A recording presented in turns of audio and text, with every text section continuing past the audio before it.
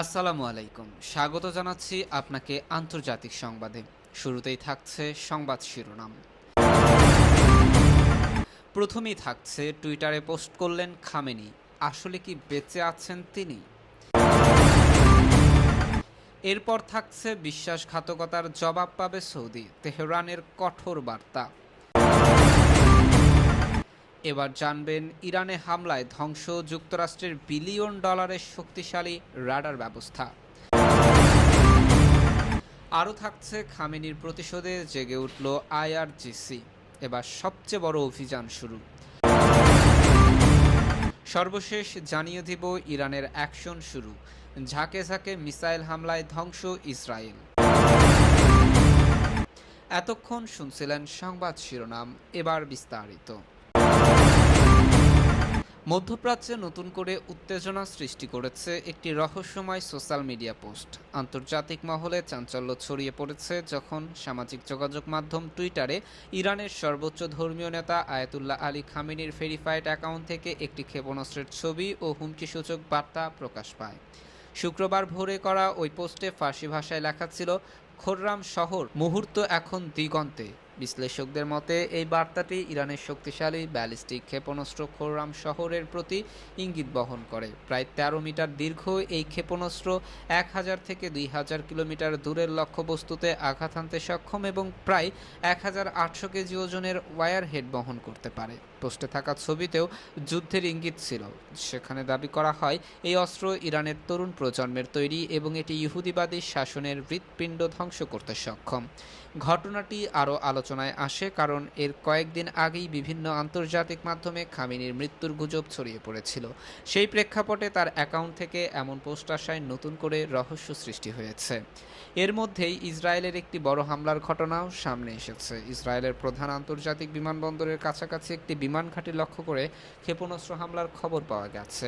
Israeli সামরিক সূত্রের দাবি, হামলায় ইরানের তৈরি খোরাম শহর 4 ক্ষেপণাস্ত্র ব্যবহার করা হয়েছে। এই ঘটনার পর যুক্তরাষ্ট্র ও ইসরায়েলের নিরাপত্তা মহলে উদ্বেগ বাড়ছে। বিশেষ করে মার্কিন রাজনীতিতেও বিষয়টি নিয়ে আলোচনা তীব্র হয়েছে। মার্কিন প্রেসিডেন্ট ডোনাল্ড ট্রাম্প ঘোষিত কথিত সামরিক পরিকল্পনা অপারেশন এপিক ফিউরি নিয়েও প্রশ্ন তুলেছেন কিছু মার্কিন কর্মকর্তারা। তাদের মতে এটি কৌশলগত সামরিক পরিকল্পনার চেয়ে রাজনৈতিক উদ্দেশ্যে নেওয়া হতে পারে। তবে পুরো ঘটনার সবচেয়ে বড় রহস্য এখনও রয়ে গেছে। যদি সত্যি খামেনির মৃত্যু হয়ে থাকে তাহলে তার এক্স অ্যাকাউন্টটি পরিচালনা করছে কে? সব মিলিয়ে একটি সোশ্যাল মিডিয়া পোস্টটি যেন নতুন করে অস্থির করে তুলেছে মধ্যপ্রাচ্যের ভূরাজনৈতিক পরিস্থিতি এবং বিশ্ব রাজনীতির সমীকরণ। এরপর জানবেন মধ্যপ্রাচ্যের উপসাগরীয় অঞ্চলে নতুন করে উত্তেজনা সৃষ্টি হয়েছে ইরানের ক্ষেপণাস্ত্র ও ড্রোন হামলাকে কেন্দ্র করে। তেহরান জানিয়েছে যারা মিত্র সেজে তাদের শত্রুপক্ষের পাশে দাঁড়িয়েছে তাদের বিরুদ্ধে কঠোর বার্তা দেওয়া হচ্ছে। বিশ্লেষকদের মতে এই হামলার মাধ্যমে ইরান শুধু সামরিক আঘাত নয়, রাজনৈতিক এবং কৌশলগত বার্তাও দিতে চাইছে। হামলার পর সংযুক্ত আরব আমিরাতের প্রধান শহর দুবাই এবং আবুধাবির আকাশে বিস্ফোরণের শব্দ শোনা যায়। বিভিন্ন স্থানে ধোঁয়ার কুণ্ডলী এবং কিছু ভবনের ক্ষতির খবর পাওয়া গেছে। প্রত্যক্ষদর্শীরা জানিয়েছেন উচ্চ ভবনের আশেপাশে ধ্বংসাবশেষ ছিটকে পড়তে দেখা গেছে। সংযুক্ত আরব আমিরাতের প্রতিরক্ষা বাহিনী জানিয়েছে তাদের আকাশ প্রতিরক্ষা ব্যবস্থা সক্রিয়ভাবে কাজ করে অনেকগুলো ক্ষেপণাস্ত্র ও ড্রোন ভূপাতিত করতে সক্ষম হয়েছে। তবে কিছু ড্রোন এবং ক্ষেপণাস্ত্র দেশের ভেতরে আঘাত হানার কয়েকটি স্থানে ক্ষয়ক্ষতি হয়েছে। প্রাথমিক তথ্য অনুযায়ী হামলায় অন্তত ৩ জন নিহত হয়েছে, যাদের মধ্যে একজন বাংলাদেশি নাগরিক রয়েছেন। এছাড়াও বেশ কয়েকজন আহত হয়েছে বলে স্থানীয় কর্তৃপক্ষ জানিয়েছে। বিশ্লেষকদের মতে ইরান এই হামলার মাধ্যমে একটি স্পষ্ট বার্তা দিতে চায় তাদের মর্যাদা এবং সার্বভৌমত্বের বিরুদ্ধে কোনো চ্যালেঞ্জ তারা সহ্য করবে না। একই সঙ্গে এটি উপসাগরীয় অঞ্চলে সামরিক ও রাজনৈতিক উত্তেজনা আরও বাড়িয়ে তুলছে। এই পরিস্থিতিতে বেশ কয়েকটি দেশের আকাশসীমা সাময়িকভাবে বন্ধ রাখা হয়েছে। বহু আন্তর্জাতিক ফ্লাইট বাতিল হওয়ায় যাত্রীদের ভোগান্তি বেড়েছে এবং অনেক মানুষ সময়মতো গন্তব্যে পৌঁছাতে পারছে না। আরও জানবেন মধ্যপ্রাচ্যের সামরিক উত্তেজনার নতুন মাত্রা যোগ করেছে ইরানের দাবি ঘিরে। ইরানের বিপ্লবী গার্ড বাহিনী বা আইআরজিসি দাবি করেছে যে তাদের সাম্প্রতিক হামলায় যুক্তরাষ্ট্রের অত্যাধুনিক ক্ষেপণাস্ত্র প্রতিরক্ষা ব্যবস্থা ও গুরুত্বপূর্ণ রাডার অবকাঠামো ক্ষতিগ্রস্ত হয়েছে। ইরানের বিপ্লবী গার্ড বাহিনী আইআরজিসি জানিয়েছে তাদের নিখুঁত আঘাতে যুক্তরাষ্ট্রের উন্নত আকাশ প্রতিরক্ষা ব্যবস্থা terminal high altitude area defence বা থার্ডের একটি মিসাইল ব্যাটারি ধ্বংস করা হয়েছে। থার্ড হলো যুক্তরাষ্ট্রের অন্যতম গুরুত্বপূর্ণ ক্ষেপণাস্ত্র প্রতিরক্ষা প্রযুক্তি, যা উচ্চ আকাশপথে শত্রুপক্ষের ব্যালিস্টিক ক্ষেপণাস্ত্র ধ্বংস করার জন্য তৈরি। এই সিস্টেমকে যুক্তরাষ্ট্রের আকাশ প্রতিরক্ষার একটি গুরুত্বপূর্ণ স্তম্ভ হিসেবে বিবেচনা করা হয়। আইআরজিসির আরও দাবি, কাতারে স্থাপিত প্রায় $1.1 বিলিয়ন মূল্যের উন্নত আগাম সতর্কতা রাডার মিসাইল হামলায় ক্ষতিগ্রস্ত হয়েছে। এই রাডার দূরপাল্লার ক্ষেপণাস্ত্র বা বিমান হামলার আগাম সংকেত শনাক্ত করার জন্য ব্যবহৃত হয়। এছাড়া সংযুক্ত আরব আমিরাতের আল দাফরা সামরিক ঘাটের কাছাকাছি স্থাপিত কিছু রাডার স্থাপনা লক্ষ্যবস্তু করা হয়েছে বলে দাবি করা হয়েছে। তবে এসব দাবির বিষয়ে যুক্তরাষ্ট্রের পক্ষ থেকে আনুষ্ঠানিকভাবে নিশ্চিত বক্তব্য দেওয়া হয়নি। বিশ্লেষকদের মতে সাম্প্রতিক সংঘাতে ইরান কৌশলগতভাবে প্রতিপক্ষের আকাশ প্রতিরক্ষা এবং সতর্কতা ব্যবস্থাকে লক্ষ্যবস্তু করেছে। এতে প্রতিপক্ষের প্রতিরক্ষা নেটওয়ার্ক দুর্বল হয়ে পড়তে পারে এবং ভবিষ্যতে হামলার ঝুঁকি বাড়তে পারে।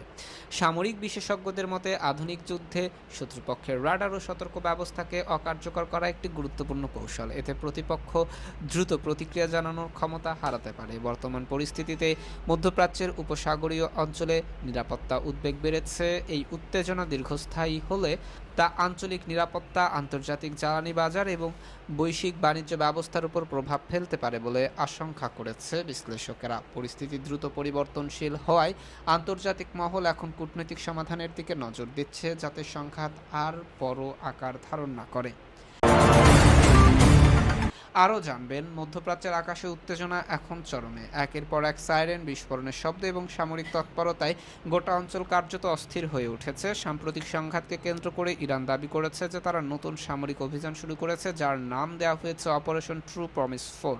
ইরানের শক্তিশালী সামরিক সংগঠন আইআরজিসি জানিয়েছে এই অভিযানের লক্ষ্য ইসরায়েল এবং মধ্যপ্রাচ্যে বিভিন্ন মার্কিন সামরিক স্থাপনাকে আঘাত করা। ইরানের সর্বোচ্চ নেতা আয়াতুল্লাহ আলী খামেনিকে লক্ষ্য করে হামলার অভিযোগের পর তেহরান প্রতিশোধের অংশ হিসেবে এই অভিযান চালানোর দাবি করেছে।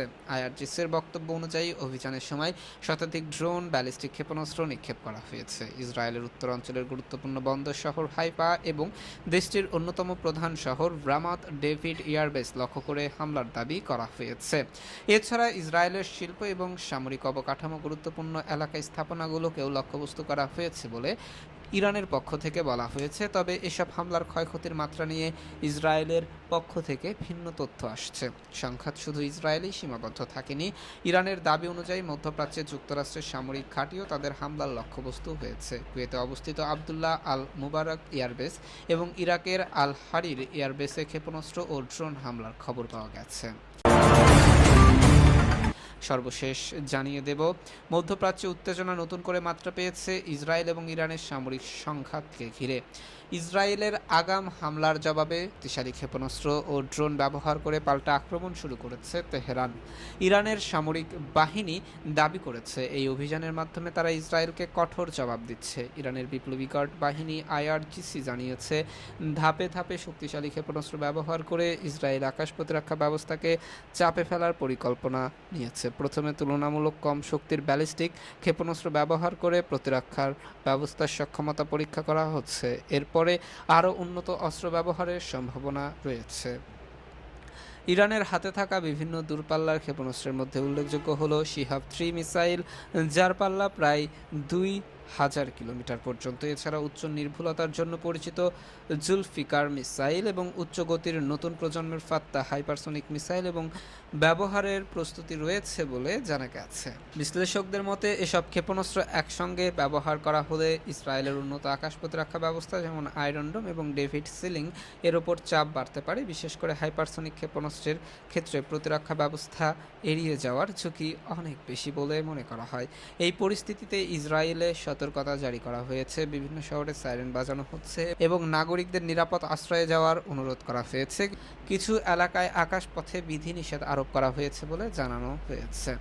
সামরিক বিশ্লেষকদের মতে ইরান কেবল আকাশপথে নয়, বরং সমুদ্রপথ এবং স্থলসীমা ঘিরেও বহুমাত্রিক হামলার আন্তর্জাতিক কৌশলে পৌঁছেছে। প্রিয় দর্শক, আজ এ পর্যন্তই। দেখা হবে নতুন আরও একটি গুরুত্বপূর্ণ ভিডিওতে। সে পর্যন্ত সবাই ভালো থাকুন, সুস্থ থাকুন। আল্লাহ হাফেজ। এবং আপনি যদি আমার চ্যানেলে নতুন হয়ে থাকেন তাহলে অবশ্যই চ্যানেলটি সাবস্ক্রাইব করতে ভুলবেন না।